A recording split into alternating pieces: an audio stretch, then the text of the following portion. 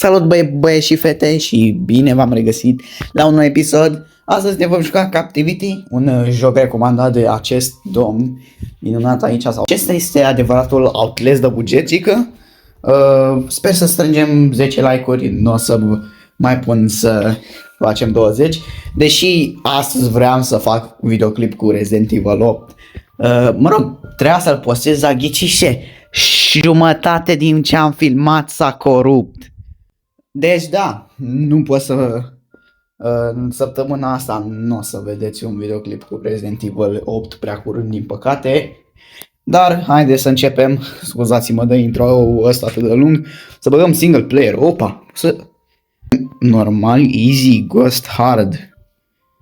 Sunt mai multe hărți? Nu e doar unul. Păi... o să mă joc normal. How to play... Aoleu.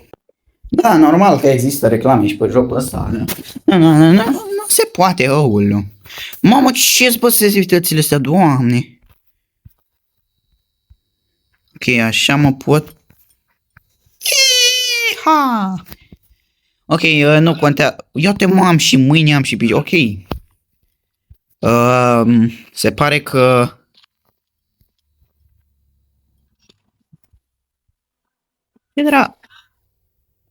Cred că ăsta, jocul ăsta e făcut de aceiași oameni care au făcut Norest. Probabil. Dar ce am făcut, mă? Mi-am dat somn singur? Aoleu, de ce era o cameră aici?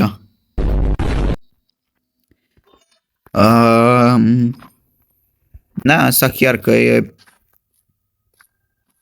chiar că dă vibe-uri de Outlast. Totuși nu știu ce să fac. Nu pot să mă duc pe aici. Ok. Oh, ok. Cea mai multe lockpick-uri. Oh, bă. What? Și cum dau lockpick la așa ceva? Blood nu poate să dea lockpick la ușă. Oh, trebuie să miști lockpick-ul. Ok, în sfârșit învață Blood ceva. Ia-te, mă, ce ușor era.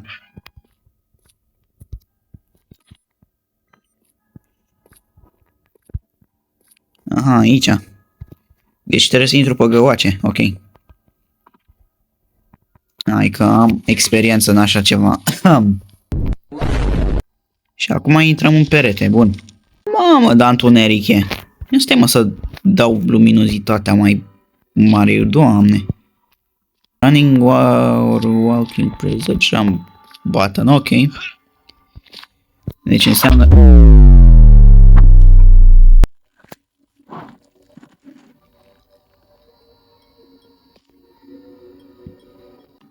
Ești bine, mă? Mai trăiești? Oh, nu. Nu-i dau. Ok, ăsta nu are niciun pic de forță în el. De parcă eu aș putea să fac mai bine decât el. Oh.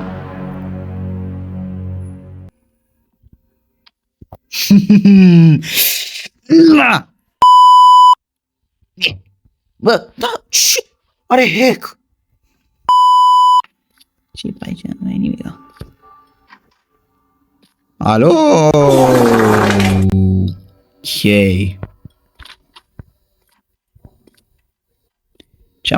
Cea mai bună toaletă, n-am ce să reproșez cu aia. Ăsta nici n-are toaletă, bă.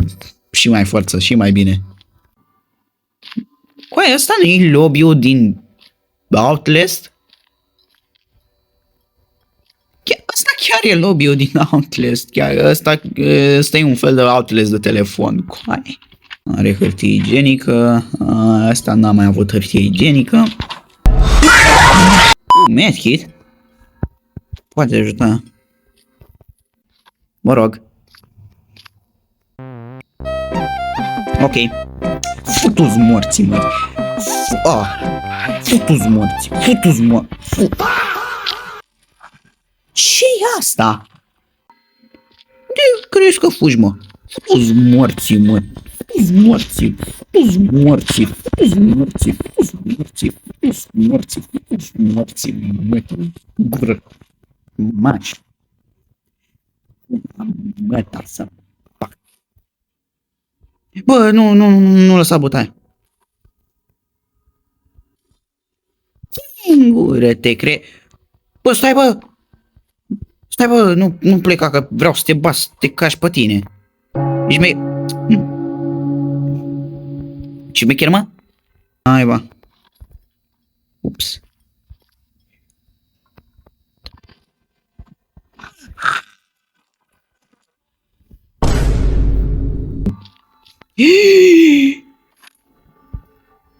Na, modul King Von a activat.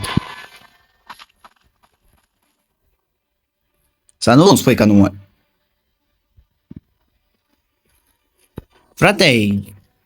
Fratelo meu. Cum naiba? Ce mănânci?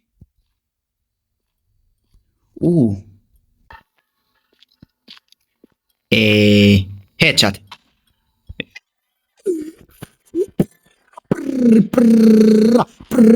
Băga mea.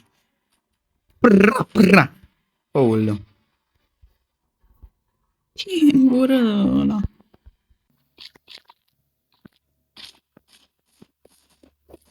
Easy și tu, copile. Mai învață. Tot eu care am un pistol în mână, dar... Mamă, dar mare-i harta asta, fratele meleleu.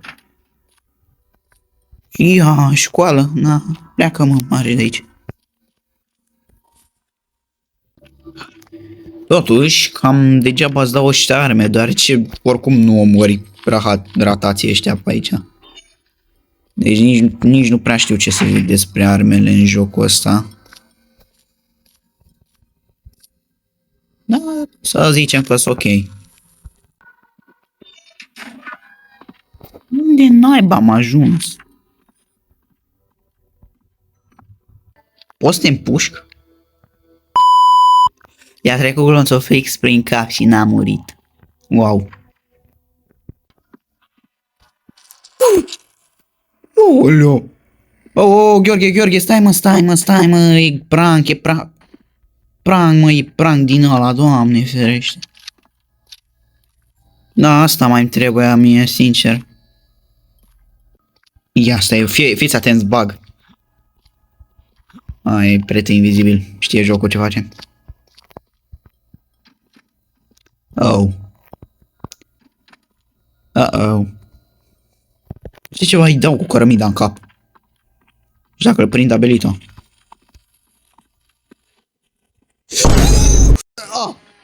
Ok. E prank.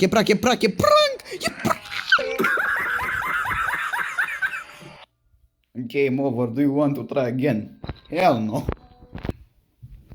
Nu mă întrebați de ce sunt pe stand-off 2, dar nu asta contează. Ideea este că jocul mi-a dat reclamă fără internet. Nu știu cum este posibil.